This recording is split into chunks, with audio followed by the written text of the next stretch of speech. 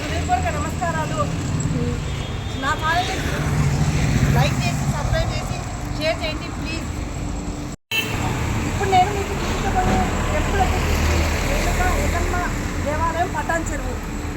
ఇప్పుడు లోపలికి పోతున్నాము. ఇది మెయిన్ ఎంట్రన్స్. ఇది ఇక్కడ పైన అమ్మవారి చూడండి ఎంత బాగున్నారా.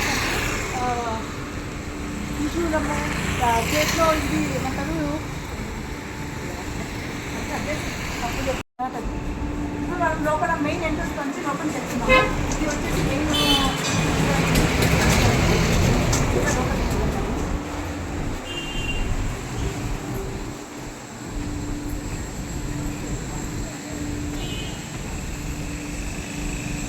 మెయిన్ ఎంట్రన్స్లోనే ఇక్కడ అమ్మవారి ఇట్లా పెద్ద ఉండేది చాలా బాగా ఉంది. పెద్దగా ఉండదు. ఇక్కడ అమ్మవారికి పెయింటింగ్ చేశారు. ఇక్కడ దీని పక్కనే కొబ్బరికాయలు అమ్మేది, లడ్డు పులిహోర ప్రసాదాలు అమ్మేది కౌంటర్ ఇక్కడ పెట్టారు. ఇక్కడ వచ్చేసి ఇక్కడ కూడా అమ్మవారు ఉంది. అమ్మవారు ఇక్కడ వచ్చేసి ముడుపులు కట్టినారు. అంటే ఏమైనా కోరికలు అనుకొని ఏమైనా తీరిన తర్వాత ఇట్లా ముడుపు కడతారు. ఆ టైప్లో ఇట్లా కట్టినారు. ఇది వచ్చేసి పెద్దగా ఉంది. రాగి చెట్టు. ఇక్కడ వచ్చేసి శివునిది ఉన్నట్టు శివునిది. ఇక్కడ ఇది వచ్చేసి అమ్మవారికి ఇట్లా బోనాలు అప్పుడు ఇట్లా ఇది చేస్తారు. తొట్టెల్లాగా ఈ తొట్టెలు పెట్టారు. ఇది ఇక్కడంతా మొత్తము పెయింటింగ్ చేశారు. బ్రహ్మ, దాని తర్వాత శివుడు ఇలా టోటల్గా మొత్తం గుడి చుట్టూరు వేసారు. ఒకసారి నన్ను గుడి చుట్టూ ఒకసారి రౌండ్ చేసుకొని వస్తాము. ఇక్కడ వచ్చేసి పెద్దమ్మ కళ్యాణ్ వేశారు. అంటే మన జూబ్లీస్ పెద్దమ్మ అనుకుంటా. ఇక్కడ గణపతి చూసుకొని ఎంత బాగుందో, ఎంత పెద్దగా సేమ్ రియల్గా ఉన్నట్టుగానే ఉంది. అసలు దేవుడిని ఇక్కడ కూర్చున్నారా అన్నట్టుగా ఉన్నది.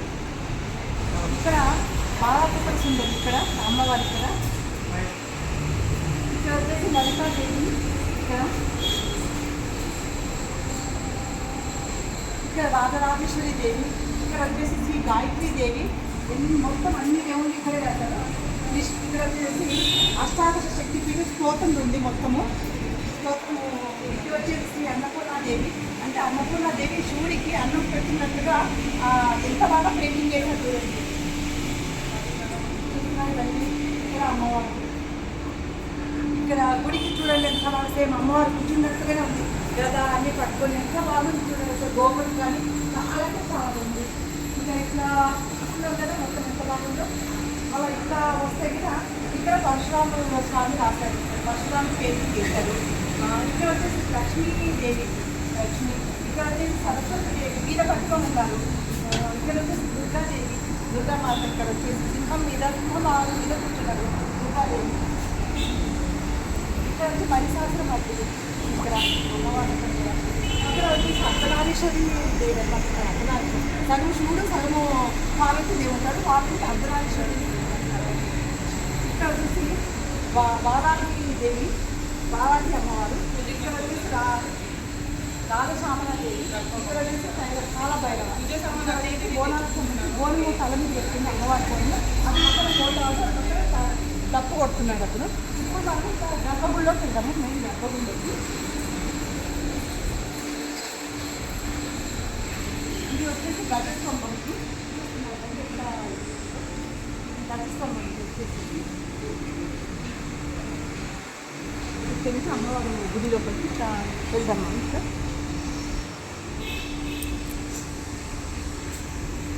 ఇప్పుడు మనం గర్భగుడిలోకి ప్రవేశం చేసినాము.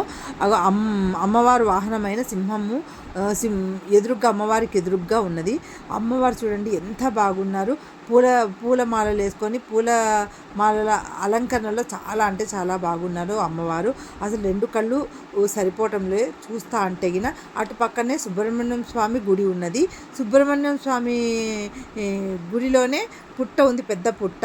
మనము మనసులో ఏమైనా కోరికలు కోరుకొని లైక్ పెళ్ళిళ్ళు కాకపోయినా, సంతానము కలగకపోయినా మనసులో అనుకొని పుట్టలో పాలు పోసి ముడుపులు కడితేగిన మనం అనుకున్న కోరిక నెరవేరుతుంది.